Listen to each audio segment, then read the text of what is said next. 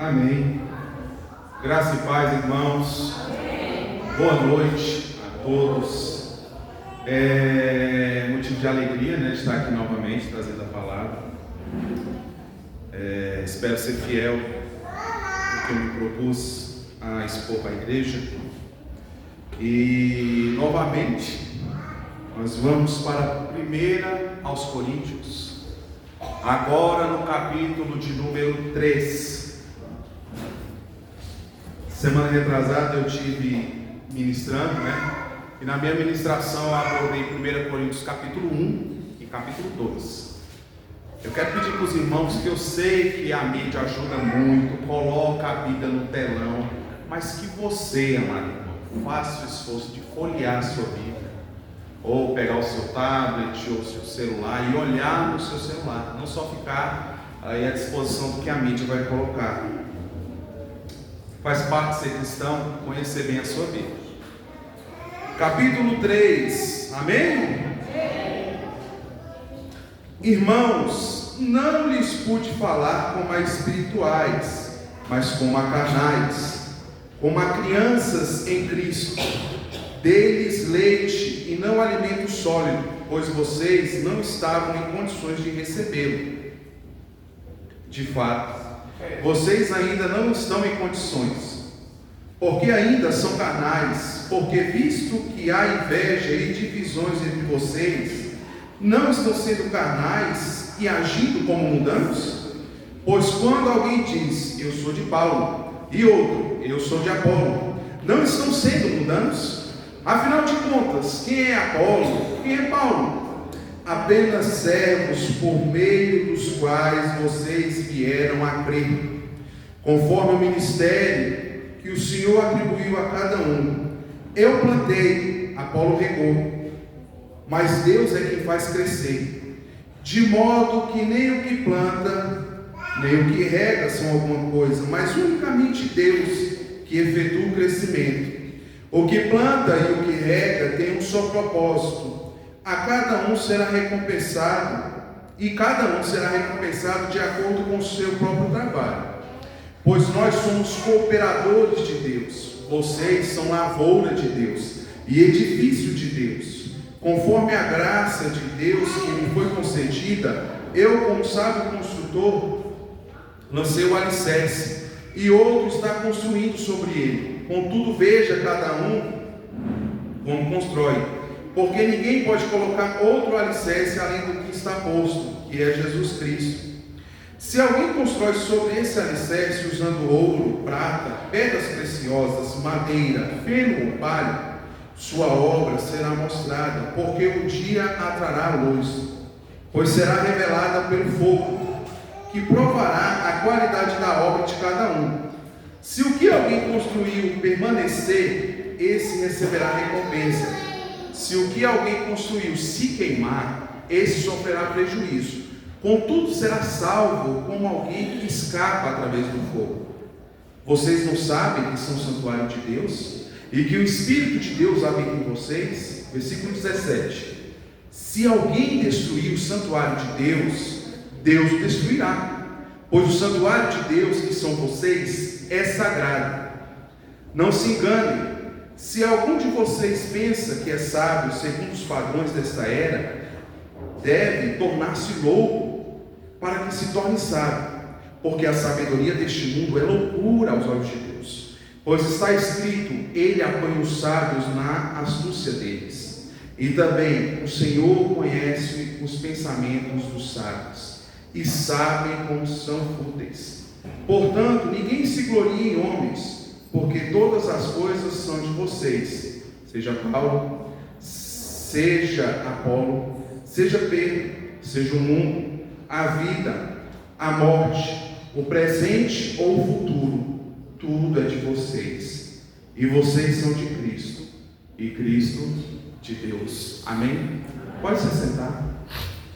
Queria pedir só um pouquinho a paciência dos irmãos, porque eu estou meio gripado, tomando remédio ainda. Então, estou um pouquinho ruim, tanto da garganta quanto do nariz, um pouco fanho, É difícil de compreensão às vezes. Amém?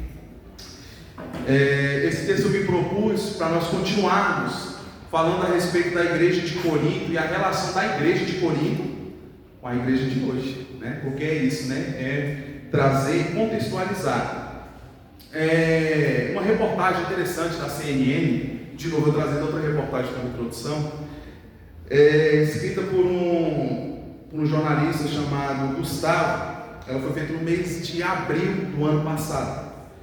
Ela diz que o aumento da polarização, fala sobre o aumento da polarização política no Brasil, as divisões políticas no Brasil, e a questão da queda de civilidade no Brasil por conta disso, ou seja, por conta das grandes rixas que há por causa de política, também há uma queda de civilidade. O levantamento obtido pela CNN Brasil aponta que, para 78%, o Brasil está mais dividido ideologicamente do que no passado.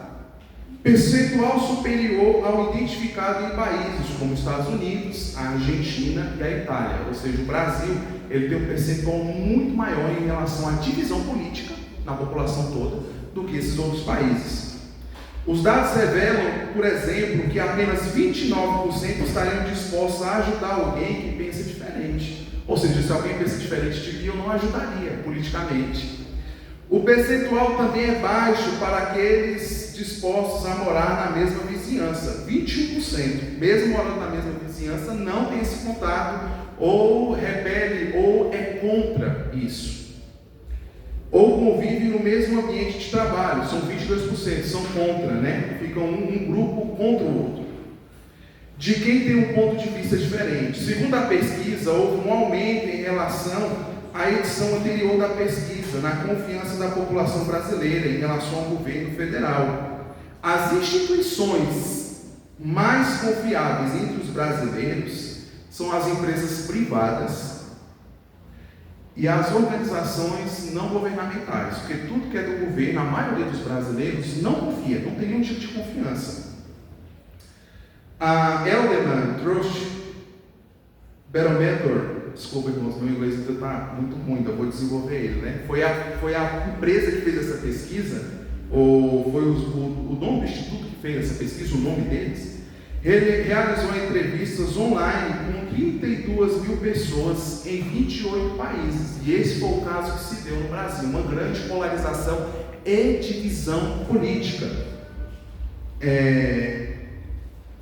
No texto que nós lemos, a suma dele, ou a ideia central, é que devemos permanecer unidos à igreja, sem jamais nos dividirmos por culto à personalidade, pois Cristo é o fundamento do santuário de Deus, ou seja, Cristo que nos une como igreja.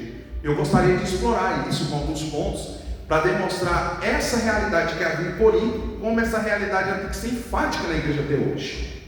Paulo diz que quem se apoia na retórica e na sabedoria humana se torna inútil. No capítulo 1 e 2 ele explora isso, a respeito que havia na igreja de Corinto uma grande divisão, porque eles eram influenciados pela cultura que tinham ao redor deles, por causa dos filósofos, os grandes comércios, as grandes empresas da época, por assim dizer, ou os grandes sindicatos que havia na época deles. Porém, o apóstolo usa com extrema sabedoria comparações retóricas e a sabedoria para expressar como aqueles cristãos se comportavam. Ou seja, Paulo também utiliza dessa linguagem, mas ao invés de revelar o que havia na sociedade de Corinto, Paulo passa a revelar o que é o Evangelho de Deus para a igreja de Corinto. O comportamento dos coríntios se amoldavam mais à sabedoria e ao culto à personalidade, a pessoas, do que experiências de uma vida guiada pelo Espírito Santo. Apesar que no capítulo 1 ele começa assim, que ele louva os coríntios, porque os coríntios eram cheios de todo tipo de dom e de palavra de sabedoria. Os líderes humanos são somente colaboradores e construtores na obra de Deus. E Paulo inicia assim, versículo 1 e 2. Volte a sua Bíblia, enfaticamente a gente vai voltar vez ou outra em algum texto. Irmãos, não lhes pude falar como espirituais, mas como a carnais, como a crianças em Cristo. Deles leite, não alimento sólido, pois vocês não estavam em condições de recebê-lo. De fato, vocês ainda não estão em condições. Assim como uma criança que inicia com leite, isso é normal, né, da vida nossa adulta, a gente inicia com leite. Não sei se os irmãos sabem, mas cientificamente, não há outro animal cientificamente que tome leite depois que fica adulto, a não ser o ser humano. Por isso que cria, né, em algumas pessoas, a intolerância à lactose. Porque normalmente qualquer, né, você pega um animal, ele passa a desmamar quando ele ainda é filhote. Quando ele começa a atingir já uma idade já maior, ele sai do leite. Com o passar do tempo, o desejo de Paulo era que a igreja se tornasse apta e saísse do alimento líquido, que seria o leite, porque Paulo dá um exemplo desse, para comer alguma coisa sólida. Porque é igual a criança, né? A criança, até o alimento tem que ser da forma que ela quer, quando eu digo recém-nascida, porque ela não pode digerir, não consegue, o organismo dela não consegue aguentar, né, um tipo de alimento mais forte, e você, como adulto, consegue consumir. Apesar dos coríntios se acharem maduros, na realidade eles eram como crianças que necessitavam de leite e não conseguiam digerir comida mais forte, comida sólida. Porque os coríntios eles se achavam muito mais sábios que qualquer outra pessoa que houvesse em outras sociedades. Eles se achavam com conhecimento superior. Por quê? Porque o conhecimento deles, irmãos, em retórica, que era a ciência da época, o conhecimento que eles tinham, por exemplo, de navegação, o fato da cidade ser uma cidade portuária de grande comércio, se viu muito superior. Não é muito diferente, por exemplo, no Brasil, né? Tem pessoas que acham que porque moram em grandes metrópoles, por exemplo, São Paulo, Rio de Janeiro, o Distrito Federal, já se acham superiores que alguém que mora no interior. E a realidade de Corinto também era bem parecida com isso. Só que eles viviam em torno de suas necessidades básicas, porque tem a ver com criança, né? A criança, ela vive em torno das suas necessidades básicas. Por exemplo, a criança, ela nunca vai entender o sentido de responsabilidade como adulto. Acordar no horário certo, por isso que muitas vezes você passa problema com o seu filho, né? Na hora de acordar ele ou o seu netinho. Ou na hora de comer. Ou na hora, por exemplo, a segurança da casa, apagar uma luz. A criança não tem conhecimento sobre isso. Por quê? Porque a criança ainda é imatura. O que gira em torno dela é somente aquele momento. Pegando, por exemplo, o recém-nascido. É se alimentar, chorar e fazer suas necessidades. E até o fato de fazer suas necessidades tem que ser limpado por um adulto. Ele não consegue sozinho realizar suas tarefas como ser humano. É um ser humano, mas é uma criança. Ele não consegue se desenvolver sozinho. Ele não consegue. Se você jogar a criança em qualquer lugar do jeito que ela está, se ela for recém-nascida, ela fica como? Aonde está? Ela não sai de lá. Versículo 3. Porque ainda são carnais. Porque visto que há inveja e divisão entre vocês, não estão sendo carnais e agindo como mundanos. Paulo ainda pergunta, por causa da divisão deles, eles não estão sendo carnais nesse fato. Paulo usa de uma linguagem de ironia para reforçar com os coríntios. O fato dos coríntios serem carnais não diz respeito a uma conduta imoral. Por quê? Porque muitas vezes, na década de 80, de 90, na igreja brasileira, começaram a dividir os crentes mais ou menos assim, né? Existe o crente carnal e o crente espiritual. O que seria o crente carnal? O crente carnal é aquele, né, que dá o carnaval, ele gosta do carnaval. Dá, por exemplo, uma festa junina, ele vai, né? Que seriam festas pagãs. Só que não é esse o sentido que Paulo traz no texto. O sentido que ele traz é o fato de pensarem conforme a sabedoria do mundo. É o fato dos coríntios exportarem a cultura do mundo deles, a cultura da época deles, para dentro da igreja. Por quê? Porque a igreja, irmãos, ela é atemporal. O que Cristo construiu vale para a igreja de Filipos, para a igreja de Éfeso, para a igreja de Corinto, para a igreja batista reformada Vida Abundante. Para todas as igrejas é atemporal. Inveja e divisão. Assim como na sociedade da época, as pessoas ridicularizavam, faziam torcida a favor ou contra, estavam, né? Assim como eu dei o exemplo da blusa do Vasco aqui, né? Desculpa se eu ofendi algum irmão, né? Por causa da blusa do Vasco. É porque realmente eu ia falar de São Paulo, mas aí eu ia me complicar muito aqui, né? Se eu falar só de São Paulo, o pastor é São Paulino, né? Gera um problema muito grande do meu lado. Então eu vou jogar na do Vasco, né? Então, assim como tem, por exemplo, hoje uma conduta contra, ou por exemplo, uma polarização política, a igreja de Corinto estava começando a exportar o que havia de fora para dentro também. Porque eles ridicularizavam os discípulos de outros mestres. Por isso que eles têm uma linguagem enfática assim: eu sou de Paulo. Outro grupo falava assim: não, a igreja que se reúne na minha casa segue Apolo. Outros falavam: não, nem esse nem aquele, eu sigo a Pedro. Pedro andou com Jesus, Pedro conheceu Jesus Cristo antes da ressurreição e pós a ressurreição também reconhecido, e ele também, por assim dizer, o líder dos apóstolos. Então eu sigo a Pedro. E outros falavam assim: eu não sigo nenhum, nem outro, nem outro, eu sigo só a Jesus, só o que vem na minha cabeça aqui que eu recebo de Deus, e é isso aí. Os coríntios, eles ridicularizavam uns aos outros, havia o caso mesmo de chacota ou divisão, e também o fato de que isso levava à divisão da igreja. Só para os irmãos terem uma noção de alguma coisa, quando Paulo fala assim em Coríntios, lá no contexto da ceia, que aquele que come e bebe tem que ter consciência do que está fazendo, é porque a igreja de Corinto, até na hora da ceia, eles tinham uma divisão. Tinha um pátio para a pessoa mais rica e um pátio onde seria tipo jardim, onde pega a chuva, etc. Então, jogava as pessoas mais pobres ou aquelas que não faziam parte da estrutura de pensamento para o lado. Por isso que Paulo manda não ter divisão. A igreja dessa época se reunia em casa, não tinha templo, igual a gente tem hoje. Glória a Deus por isso. Tem que ser usado como uma ferramenta para a nossa edificação. Mas as igrejas na época se utilizavam de casa até pela perseguição. Versículo 5, vá para a sua Bíblia. Versículo 5 diz assim: afinal de contas, quem é Apolo? Paulo começa com uma pergunta retórica, Quem é Paulo? Apenas servos por meio dos quais vocês vieram a crer, conforme o ministério que o Senhor atribui a cada um.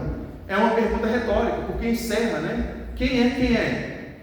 Não são nada mais, nada menos do que ferramentas na mão de Deus. Paulo e Apolo são instrumentos e ferramentas. E quando a gente pensa nisso, irmão, nós devemos pensar sobre a edificação de um lugar, A gente pega, por exemplo, aqui a igreja, você olha aqui as estruturas, e são maravilhosas, Protege a gente de frio, protege a gente de sol, se tiver um tempo quente, Protege a gente de estar vulnerável em um ambiente totalmente aberto. Mas, por exemplo, eu creio que ninguém aqui nunca chegou e falou assim: meu Deus do céu, mas que betoneira maravilhosa que mexeu esse cimento. Alguém pensa nisso? Meu Deus do céu, mas que, por exemplo, a estrutura do ferro que está aí dentro, que treliça, que viga de ferro maravilhosa. Ninguém pensa no instrumento, irmãos, porque muito maior do que o instrumento que está sendo construído é a construção em si. E a igreja de Corinto trocava isso. É como se chegasse um estante, e você, ao olhar no estante, você glorificasse o martelo ao invés da estante. A gente se vangloriasse no serrote ao invés da estante. O que é mais importante? A estante. Da mesma forma, quando Paulo fala sobre a divisão de Corinto, ele fala a respeito disso. Quem é Apolo? Quem é Paulo? São mestres que passaram por lá. Irmãos, nada mais, nada menos do que instrumentos para a edificação dos cristãos daquela época. E Paulo usa duas figuras de linguagem aí. Ele usa primeiramente uma lavoura e depois um edifício, Ninguém, por exemplo, vai pensar, por exemplo, no arroz. Aí você vai falar: nossa, que comida maravilhosa, Aí você vai pensar, por exemplo, deve ser uma máquina maravilhosa que colheu. A gente não pensa nisso. Por quê? Porque aqueles instrumentos, eles servem para um fim. Assim como Paulo e Apolo serviam para o fim de edificar a igreja, assim como Paulo lançou o alicerce, logo mais nós vamos chegar nisso. E Apolo trabalha para edificar, os dois, um cooperando com o outro e os dois cooperando com Deus. Tem esse fim. Na igreja de Corinto, irmãos, assim como na sociedade da época, havia, por exemplo, um pensamento que eu não explorei lá na mensagem retrasada, eu gostaria de trazer agora. Havia uma relação entre benfeitoria e benfeitor, igual a hoje, por exemplo. Pessoas com mais poder ou recursos já ajudavam aquelas com menos condições, mas esperavam algo em troca, seja reconhecimento, apoio político ou fidelidade. Ou seja, quando alguém ajudava em Corinto, ou na sociedade romana como um todo, assim como é hoje o mundo, né? Uma mão lava a outra e as duas lavam o rosto, né? Por assim dizer, não é verdade? Eu ajudo você e você me ajuda. Há um tipo de entendimento, e esse tipo de entendimento não é de hoje, ele é muito antigo. A gratidão era como uma obrigação na sociedade. Receber um favor criava uma espécie de dívida moral, que poderia ser cobrada de diversas formas. Ou seja, se eu te ajudei na sociedade corinta e romana, lá na frente, quando eu precisasse, por exemplo, do favor da netinha, por eu ter ajudado ela lá na frente, ela se sentia obrigada moralmente a me ajudar numa situação, seja ela qual fosse. Escolha cuidadosa. Por que tinha que ter uma escolha cuidadosa? Com essa relação, criava uma relação com essa situação de compromisso. Por quê?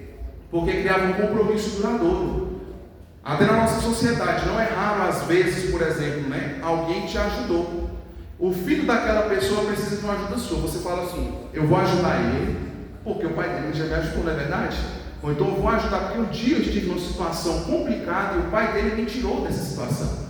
Essa situação de benfeitor e benfeitoria influenciavam eles, a ponto de que um filósofo da época de Paulo, chamado Sêneca, que também foi, né, ele foi conselheiro do imperador Nero, na época que ele começou o cristianismo, ele enfatiza que escolher de quem recebeu um benefício exige mais cuidado do que escolher um credor, do que aquele que você pega emprestado dinheiro.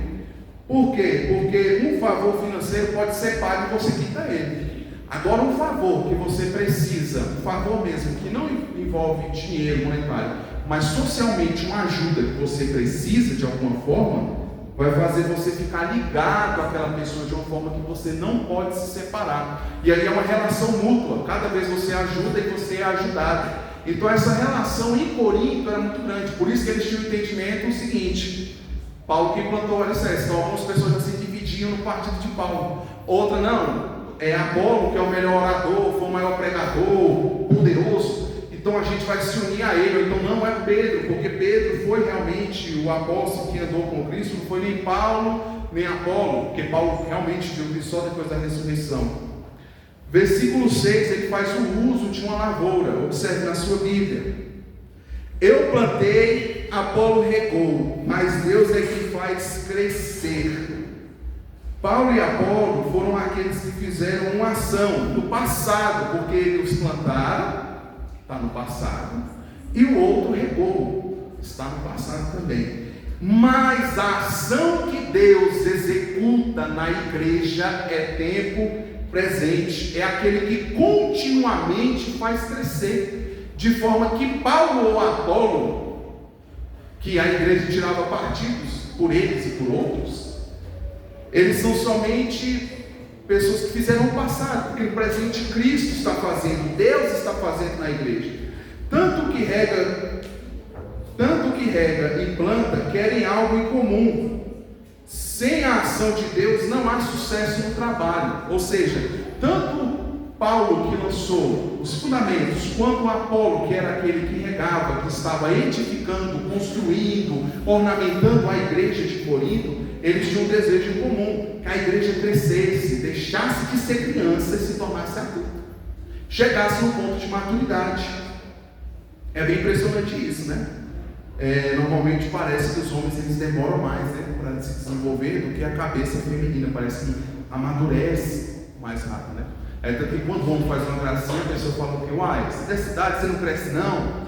Por quê? Porque parece que não tem um senso de realidade do que está acontecendo. E a chamada que o apóstolo Paulo está dando na igreja de Corinto é assim, realmente, mas vocês não crescem não? Já tem idade, já era para vocês ser mestres, mas são crianças.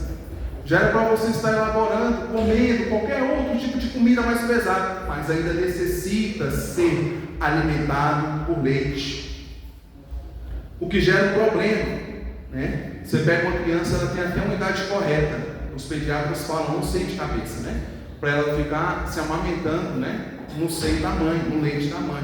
Nós já imaginamos um menino de 15 anos deitado no colo da mãe se amamentando? Há algum problema, né?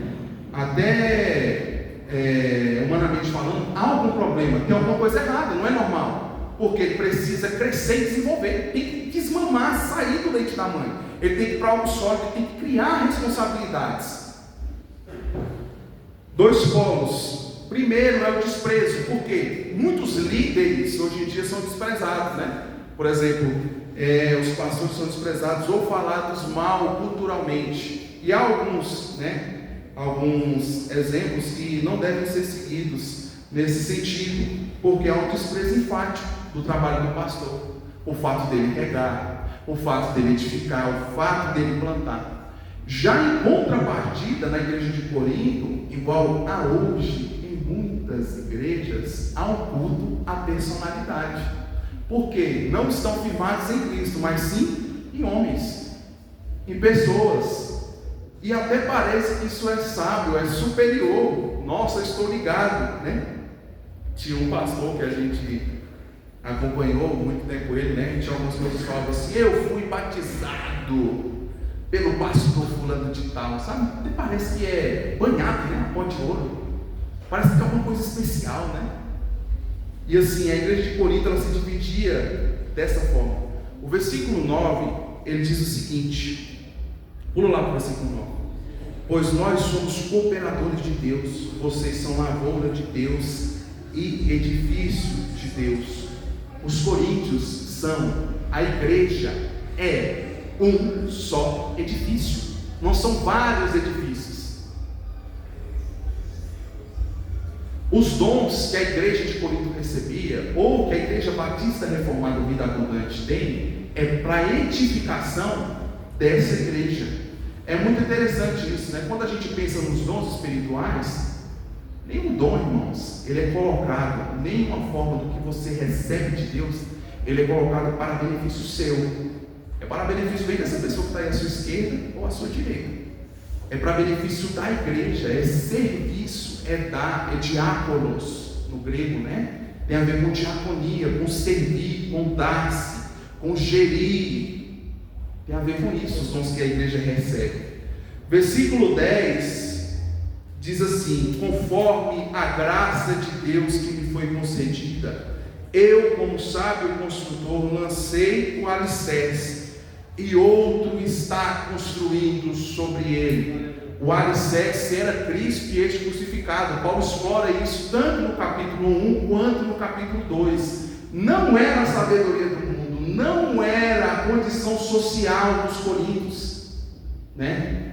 É interessante isso, porque a gente vê umas coisas, irmãos, que é de arrepiar o cabelo. Muitas igrejas fazem o culto da virada, né? Nós também fazemos. Não que tenha nada místico nisso, não tem nada disso. E aí eu vi uma igreja, né? Uma daquelas mega church, bem grande, né? Não vou citar o nome por questão de ética. E aí tinha uma área VIP, né? Tinha uma área VIP para as pessoas. Quem pagasse mais ficava na área VIP, que era mais perto do palco, uma estrutura de som, né? Enorme, muito grande, né? Parece pegar até o som da Madonna, alguma coisa assim. E colocava uma coisa enorme lá. E aí, se você pagasse, você ficava. Já tinha outra parte que colocava já você em outro canto. Aí é claro, né, por uma questão logística e financeira, a pulseirinha era no braço de quem pagava mais e poderia ir para essa área VIP, porque nessa área VIP era melhor para assistir o culto. Isso aí tem uma repercussão muito grande, né? Parece que não lê Coríntios, não. Parece que não se entende a realidade do corpo de Cristo, porque divide. Isso é normal no show.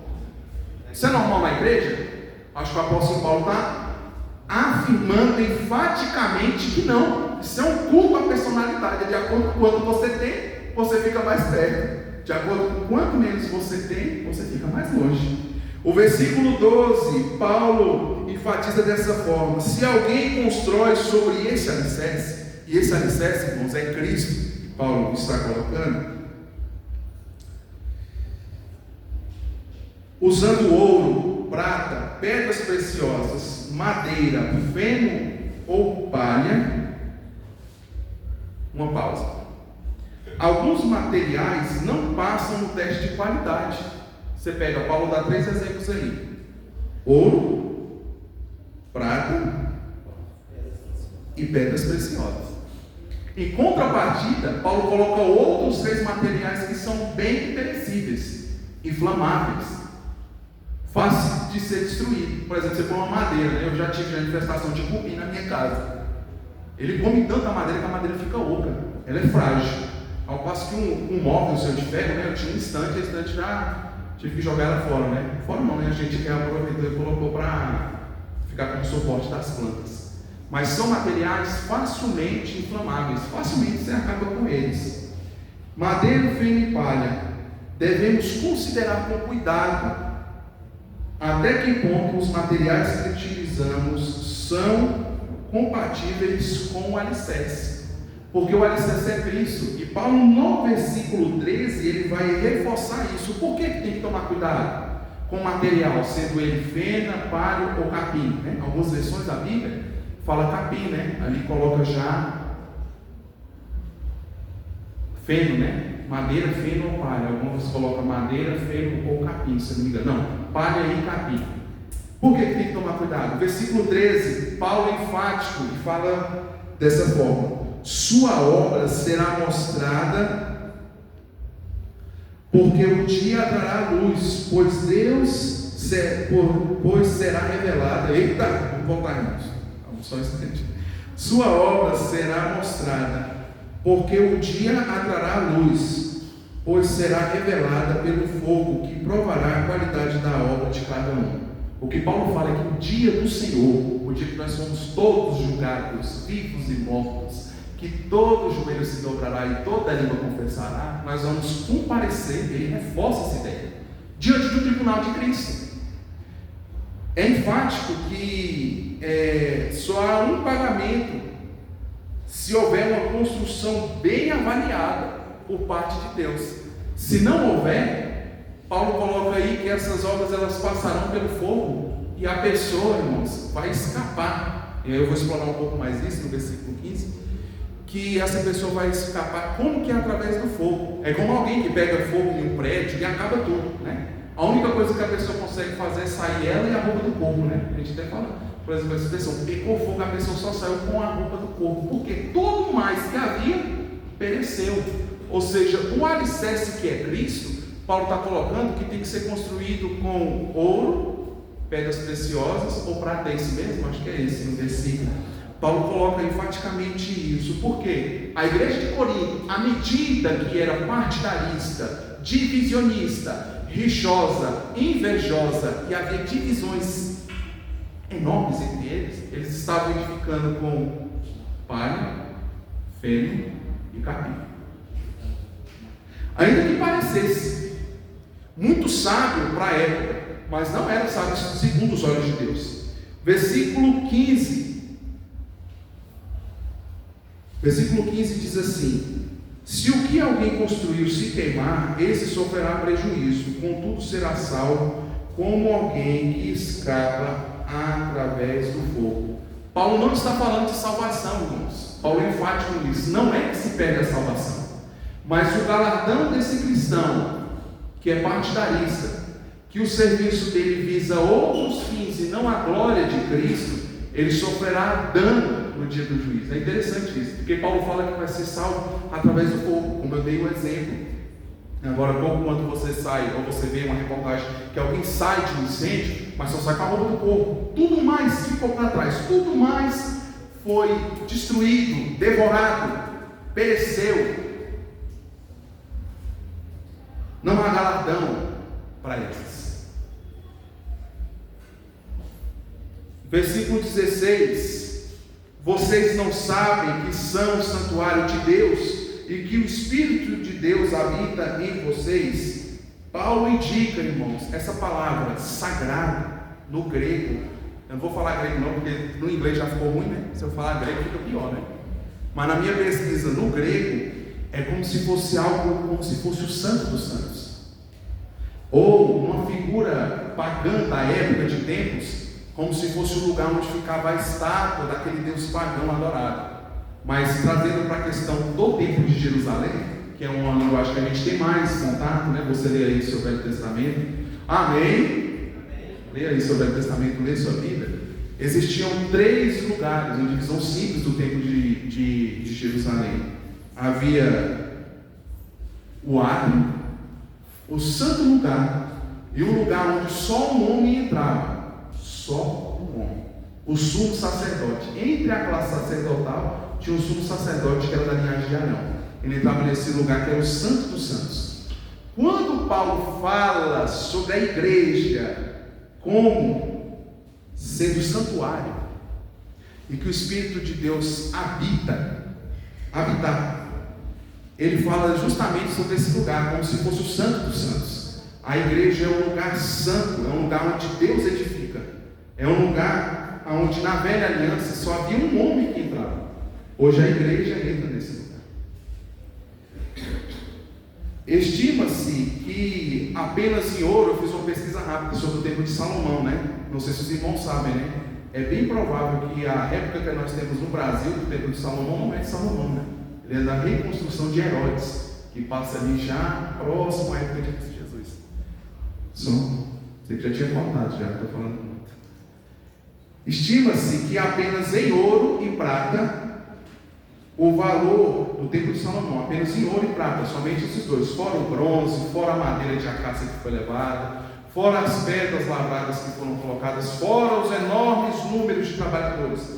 Estima-se que o templo de Salomão custaria, hoje em dia, só em prata e ouro, 550 bilhões de reais. É muito dinheiro, né? Para se fazer um templo. Isso nem alcança a glória do templo que era o templo de Salomão. E a linguagem que Paulo utiliza e que Cristo nos trata, Deus nos vê, é como esse templo, de uma maneira muito maior, né? Você vê que, por exemplo, a construção do templo de Jerusalém, ela foi bem elaborada. Ela começou a ser bem elaborada até quando Deus deu a planta, não é verdade? Davi tem um desejo, né? Davi, depois de descansar de todas as suas guerras, de todos os seus problemas na época, ele fala assim: por que eu estou num lugar tão bom e a arca de Deus está numa tenda? Ele tem um desejo de construir o templo, e Deus fala para ele que esse desejo era muito bom. Só que Deus já começa já refinando sobre a construção do templo. Fala: mas você não vai fazer, quem vai fazer vai ser seu filho que vai te suceder.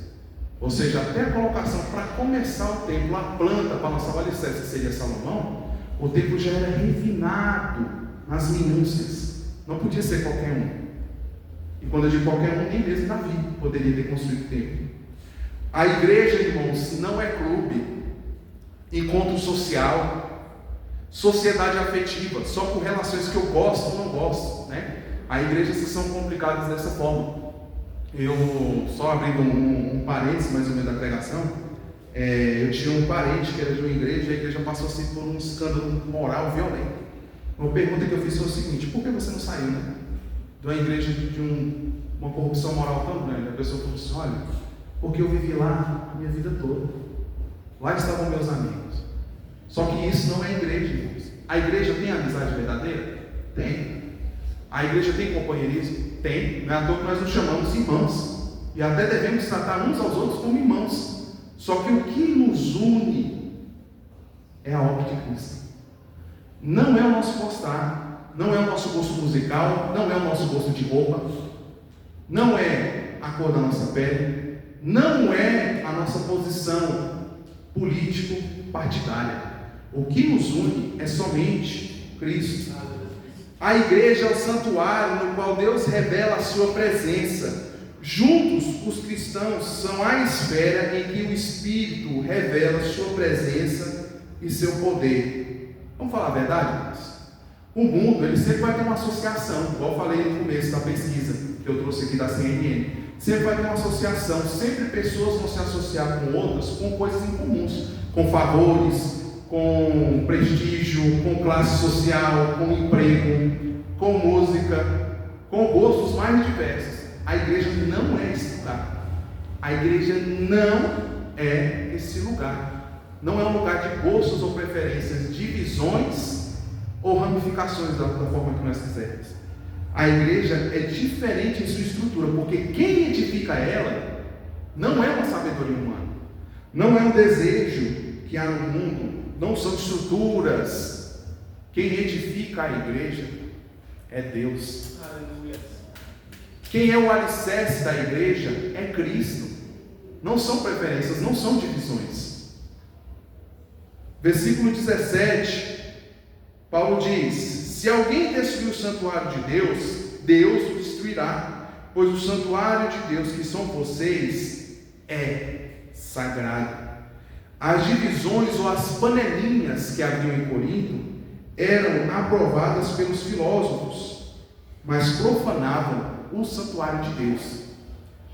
Segundo o mundo, é algo mais normal. Por exemplo, há uma reunião de uns cristãos aí e eles têm uma divisão. O que é isso? Normal. Na sociedade é assim mesmo. Tem sempre divisão. Só que isso profanava o nome de Deus. Profanava Deus dentro da igreja de Corinto. Versículo 18: não se enganem, se algum de vocês pensa que é sábio segundo os padrões dessa era, deve tornar-se louco para que se torne sábio. Ao contrário do raciocínio humano, Deus considera a sabedoria do mundo loucura, e os cristãos devem se render à sabedoria de Deus, pois nela reside a verdadeira sabedoria interna. Só é através de Cristo, não é através da sabedoria, dos modos, do costume, da cultura, da influência, da política. É somente através da sabedoria de Cristo que nós somos edificados, e é a sabedoria eterna, porque tudo isso vai passar. Você parar para pensar, tudo vai passar, irmãos, tudo, nossa forma de governo, nosso país, o seu emprego, tudo vai passar. Agora, o que Cristo irá inaugurar, trazendo do céu a nova Jerusalém, novos céus e nova terra, não passa, é eterno, é poderoso. Ele é o fundamento dessa cidade. Ele fala em Apocalipse que Ele, o Cordeiro, é o fundamento dessa cidade. O Cordeiro é o fundamento dessa nova sociedade que se chama igreja. Versículo 21 diz assim: portanto ninguém se glorie em homens, porque todas as coisas são de vocês. Ou seja, ao contrário do que os coríntios acreditavam, que um líder era deles, outro líder era deles, uma forma de comércio era deles, uma posição social era deles, uma forma de governo que favorecesse era deles, algum benfeitor que ajudou eles, era tudo era da igreja de Corinto.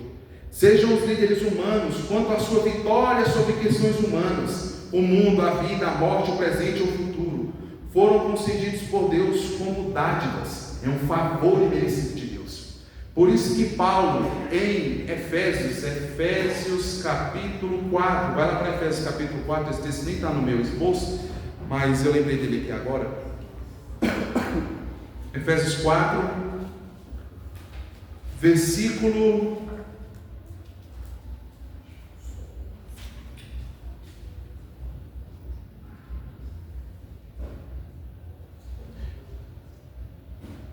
11. Ele designou alguns para apóstolos, outros para profetas, outros para evangelistas e outros para pastores e mestres, com o fim de preparar os santos para a obra do ministério, para que o corpo de Cristo seja edificado. Deus deu líderes à igreja, não é ao contrário. Deus não deu igreja para líderes, é líderes à igreja. A liderança que Paulo coloca, e que é a verdadeira fé cristã, a verdadeira prática cristã, é aquela liderança que serve de fato, não só de palavras, mas de fato e de verdade. Versículo 23, é que eu já encerro, já vou para o final. Nessa hora até quem não estava dando glória agora, né, irmão? Você está encerrando. Glória a Deus, aleluia, né? Uma felicidade no rosto dos irmãos. Estamos chegando no final.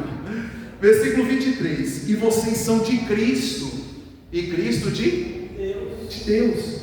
Os cristãos pertencem a Cristo, e Cristo a Deus. Isso é um mistério, irmãos, que nós não podemos compreender com tanta profundidade como nós vamos compreender somente na eternidade. O fato como a igreja está ligada à Trindade, algo que não tem começo nem fim, né?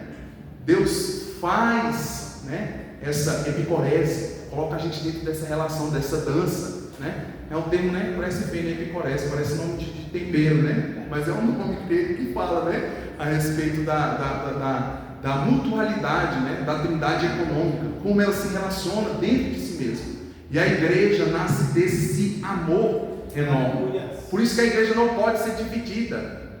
A igreja não pode amar um líder em detrimento a outro, ou aprovar um mais e rejeitar o outro. por causa disso. No ano de 2013, aqui eu já caminho um pouco mais para o fim, eu passei uma experiência, né, na igreja que eu me converti, e novamente, né, por uma questão de ética, eu não vou falar o nome, né, mas a igreja, depois que o pastor titular saiu, a igreja se rachou toda. Eu lembro que nós tivemos uma assembleia ordinária, porque havia no estatuto que nós deveríamos ter uma assembleia ordinária. A gente já tinha deixado há muito tempo de ser batista, há muito tempo mesmo. Só que teve uma assembleia ordinária. Irmãos, o que eu ouvia nos bastidores era de arrepiar. O partidarismo era tão grande que parte da igreja ficou, parte da igreja foi, parte da igreja já fazia uma reunião. É para mim parar. Oh, aleluia, continuando, parte da igreja ela continuou, outra parte se separou drasticamente e a gente ficou com muito cabelo em pé. E o partidarismo partiu de tanto pessoas da liderança como pessoas fora da liderança também. A maioria era fora da liderança. Escutava assim absurdo, irmão, de verdade mesmo, assim, coisa de arrepiar o cabelo. Por exemplo, né, quando teve a assembleia, a igreja se dividiu de um lado, literalmente, e do outro. A Vanessa estava no campo missionário nessa época, né? A gente que participou da reunião era de um lado e do outro. A gente ouvia cochicho assim, eu não vou nem falar por questão de ética, porque a gente ouvia. O desejo dos irmãos, né? E realmente até partir para a agressão. Por quê? Por quê? Por causa do culto à personalidade. Ele disse que esse aqui é melhor porque aquele outro ali, ele fica, né, fazendo barulho. Ele quer minha voz bonita, né? Por quê? Por causa do culto à personalidade. Entende, irmãos? Maturidade cristã não tem a ver com o tempo de igreja. Não tem a ver com o tempo de evangelho. Eu vi com meus olhos, eu vi com meus ouvidos. Cristãos de 20, 30, 40 não, mas 30 anos de cristão, irmãos. Fazendo partidarismo. Eu sou do partido fulano. Se ciclano de tal tomar liderança, eu não fico não. Outra coisa, eu vou resistir uma nova assembleia. Coisas, irmãos, que a gente ficava assim, básico. O partidarismo, ele fragmenta a igreja e não glorifica a Cristo. E aqui eu vou para as considerações finais e aplicações do meu sermão. Você se considera um cristão maduro? Ou um cristão, ou uma criança que ainda necessita de verdades fundamentais? E quando eu pergunto isso, é mais do que você se considerar. É a nossa conduta como cristão. Por exemplo, a igreja de Corinto se achava muito sábia. Sabiam retórica, tinha muito dinheiro. As melhores roupas eram deles. Paulo no capítulo 4 chega a ironizar, falar: vocês já reinaram em vida. Vocês nem precisam do mundo por vir. Vocês são poderosos, conhecedores, tem todo tipo de dom. Paulo usa um tipo de ironia. O culto à personalidade tem influenciado a sua conduta e a vida cristã na igreja e fora dela. Porque, irmãos, a igreja, quando eu digo igreja, não é essas paredes, porque assim como Paulo, Apolo, Cefas servia a igreja de Corinto, assim como qualquer líder que nós temos na igreja, seja o pastor Oséias, o pastor Zé, os presbíteros, Dinho, o Joabe, servem, as estruturas também servem a igreja, o som serve a igreja, o microfone, o louvor, é para serviço para a glória de Deus, é para serviço da igreja. Será que tem fragmentado? É um pensamento. Eu gosto mais desse em detrimento daquele. Esse aqui eu vou escutar, aquele dali eu não vou escutar. Porque nós não usamos critérios bíblicos para julgamento. Nós somos como criança, dada ao leite. Né? Aí você vê um marmanjo, né? Igual eu falei. Já imaginou uma cena dessa, né? É até ridículo, né? Imaginou um homem barbado, né? Igualzinho, se alimentando dos seios da mãe, tomando uma mamadeira, né? É engraçado, né? Parece besteira, mas tem igreja, e a igreja pode cair no erro de se comportar dessa forma. Ao invés de estar no alimento sólido, está no leite. Você tem edificado a sua casa ou trabalhado com seus dons e talentos para a edificação da igreja, que é a casa de Deus. É o santuário, é algo mais profundo que Paulo coloca, algo mais profundo da cultura judaica, que era o Santo dos Santos, algo que somente um homem, e se tivesse santidade, poderia entrar. É o lugar que Deus, que a igreja é. A igreja não é bagunça, igual eu falei, a igreja não é clube, não é carteirinha, não é poder, não é status social. A igreja tem espaço para todo mundo, desde o mais rico ao mais pobre, desde que se arrependa. No uso da santificação, na edificação, você tem usado materiais perecíveis ou materiais preciosos? No nosso serviço, irmãos, como cristãos na casa de Deus, que tipo de material nós temos prestado, oferecido, edificado, colocado sobre a igreja, que é a igreja de Cristo? Porque o fundamento é só um, é Cristo. Paulo já coloca isso: eu lancei no fundamento, e ninguém pode lançar outro, que é Cristo Jesus. Mas depois do fundamento você pode fazer errado, não é verdade? Não é errado que você pega aí um ano e meio com um prédio de desaba. Aí quando vai olhar na planta, tem alguma coisa errada. O que estava na planta não foi executado. Na mesma coisa pode acontecer com a igreja. O que está na Bíblia não é executado na vida. Não é executado. A humildade cristã, o serviço por amor ao próximo e para a glória de Cristo não é colocado. E Paulo chega a falar, irmãos, que isso não vai ruir até hoje, amanhã, em 2026, em 2035. Isso só vai ser revelado no dia de Cristo. Cristo vai julgar tudo isso. Assim como o fogo devora, irmãos, palha, madeira, feno, capim, o julgamento de Deus vai devorar, vai mostrar todas as nossas obras, irmãos.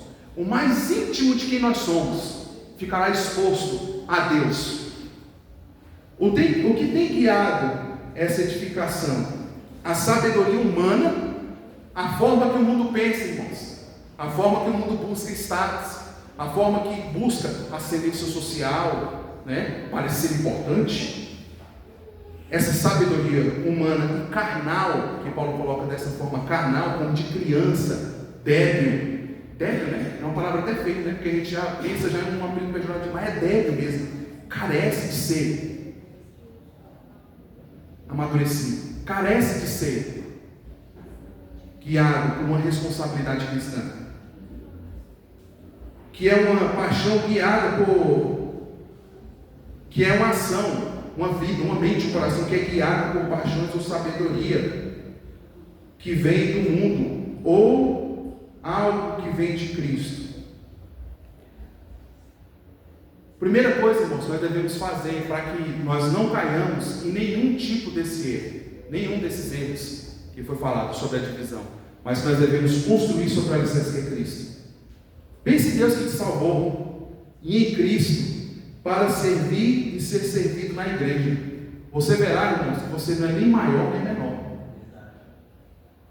E muitas vezes eu acho interessante isso na linguagem de Paulo. Paulo fala assim: eu, o menor dos apóstolos. Aí parece que ele vai envelhecendo, né? Aí ele fala assim, já em Timóteo, ele chega no ponto de falar assim: eu sou o pior dos pecadores. Parece que Paulo vai se despindo até mesmo dos títulos que havia dele na igreja, o qual Deus confiou a ele e a igreja conhecia dele. Seja grato pelo que Deus tem feito na sua vida e na igreja, seja por você ou seja por outra pessoa. Seja grato, seja por líderes mais capazes ou pelos líderes que estão começando a crescer na igreja. Seja grato por isso. Terceira coisa, trabalhe para a edificação da igreja com o coração e a mente voltada para a glória de Deus. Só lhe deu glória. Por quê, irmãos? A gente pode trabalhar e fazer um excelente trabalho, irmãos, na igreja, para nós. O que vai ser julgado durante e perante Cristo no seu tribunal. 4. Ore, e uma oração que você sonde o seu coração. Insista para que o seu serviço, insista diante de Deus, para que o seu serviço seja para Ele mesmo, para Deus, e não para louvor dos homens. Eu acho interessante, né? John Bunyan, que era um batista também, que escreveu o Peregrino. Eu tenho por hábito de todo ano ler o Peregrino, né? Todo ano eu volto no Peregrino, eu amo demais, é um livro que eu amo. E ele fala isso, Ele fala que muitas vezes a congregação dele chegava nele e falava assim: Pastor John, que pregação maravilhosa. E ele, para não inflamar o ego dele, ele falava algo assim: é verdade. E a primeira pessoa que disse isso para mim foi Satanás. Por quê? Porque ele não queria glória para ele. Um missionário brasileiro muito conhecido por ser um doutor bíblico, doutor Russell Shedd, ele fala isso, né? A edição Vida Nova tentou fazer uma Bíblia de estudo, etc e tal, e falaram lá no conselho da edição: vamos colocar o nome da Bíblia, Bíblia Shedd. Aí ele ainda bateu o pé e falou: não faz isso, eu não quero nenhuma glória para o meu nome. Aí colocaram. Aí ele falou assim: agora deu ruim, agora ficou ruim para o meu lado, porque eu acabei de perder uma parte da glória que eu ia receber do céu, eu recebi aqui já dado por homens, né? É interessante. Ou seja, o nosso serviço, irmãos, ele deve ser não só as mãos, as pernas, a voz, parecendo para Deus, mas tem que ser de corpo, alma, coração e mente, todas voltadas para Deus e para a sua glória. E é interessante isso, irmãos, né? Tem uma frase que diz assim: você só sabe o que é se portar como um servo quando alguém te trata como um, né? É engraçado, né? Eu por exemplo, eu fico abismado quando eu vejo um crente que fala assim: com quem você acha que você está falando, né? É interessante, né? Como as nossas dores são ao contrário das de Paulo, né? Paulo, toda a dor dele era por causa do Evangelho. A nossa não é por causa de nós mesmos, é por causa de nós mesmos. Você vê que até Paulo ele colabora, irmãos. Paulo ele é um indicativo cristão de maturidade tão grande, irmãos, mas tão grande, que eu acho que eu não tenho nem condição de desamarrar a sandália dele se chegasse na igreja. Paulo ele chega a ser preso e ele fala assim: eu vou ser preso. Aí ele pede, irmãos, para ser julgado em Roma. Sabe por quê? Porque o objetivo dele, irmãos, era pregar em Roma. Paulo já tinha isso: olha, o viver é Cristo, mas o morrer é lucro. Para onde eu vou é outro lugar. O quinto passo para nós blindarmos o nosso coração e nossa mente contra a divisão e amar com construção sobre o alicerce que é Cristo: siga o exemplo do apóstolo Paulo. Seja uma ferramenta nas mãos do arquiteto. Irmãos, seja uma ferramenta. Eu sozinho não sou a igreja, mas eu faço parte, eu sou uma ferramenta. É como eu disse, ninguém vai dar louvor, né? Você nunca vai pensar, vai falar assim: nossa, que ferro de solda maravilhoso, que fez essas vigas para segurar essa. A gente não pensa nisso. Por quê? Porque ele foi meramente um instrumento.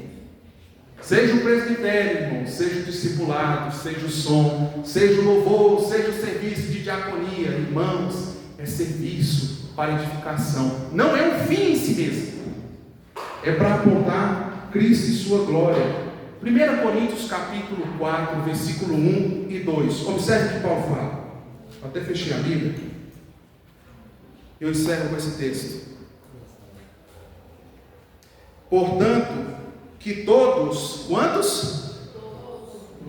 Quantos, irmãos? Nos considerem, no plural, é todo mundo, como servos de Cristo e encarregados dos mistérios de Deus. O nosso desejo, irmãos, com o serviço à igreja é igual um carteiro. Acho interessante essa alusão, eu gosto de fazer porque ela é bem simples, né? Um carteiro chega na sua casa e te entrega a encomenda ou uma carta. Não é ele mesmo que fez a carta, não é ele mesmo que fez a encomenda. Ele é só alguém fiel naquilo, ele executa o serviço dele. Vai lá, bate no seu portão e te entrega. O serviço a Cristo é a mesma coisa. Não vem de nós, que todos os considerem como servos de Cristo. E servo, a palavra original, é escravo. É forte, né? É pesado, né? O que garantia a vida de um escravo? Nada. O que ele tinha que fazer? O serviço dele. Ele recebeu uma bonificação no final do dia? Não. Ele recebeu um aplauso? Não. Muitas vezes era chamado de inútil, né? Cristo usa até, por exemplo, uma parábola desse tipo. Versículo 2. O que se requer destes encarregados, o que Deus quer da igreja, o que Deus quer daqueles que servem, o que Deus quer do povo que vai trabalhar em sua edificação, é que sejam fiéis. Cristo não irá nos julgar, irmãos, se o nosso serviço for muito grande, muito pequeno. Cristo irá nos julgar, segundo a sua santa palavra, se nós formos fiéis. Amém? Curva sua cabeça. Senhor Deus e Pai do nosso Senhor Jesus Cristo, nós oramos a Ti, Senhor. Nós clamamos a Ti e pedimos, Pai, para que o Senhor guarde a nossa mente e coração na Tua palavra, Deus. Pai, que nós sejamos encontrados como pessoas maduras diante do Senhor, Pai. Como a igreja que está edificada sobre Cristo, sobre aqueles, Pai, que não edificam para si, mas edificam para louvor, serviço ao próximo e louvor à Tua glória, Deus.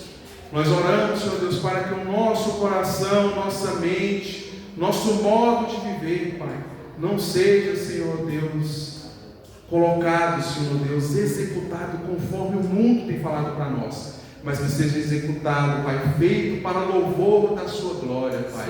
Que não a nós, Senhor, não a nós seja dada a glória, mas ao Teu nome, Deus. Somente ao Teu nome, que edificou a igreja como santuário, como baluarte, como coluna da verdade do mundo. É o que nós oramos a Ti e Te agradecemos, em nome do Pai, do Filho e do Espírito Santo. Amém. Pastor Zé. Amém, irmãos? Sejamos um em Cristo. Amém? Vamos cantar? Somos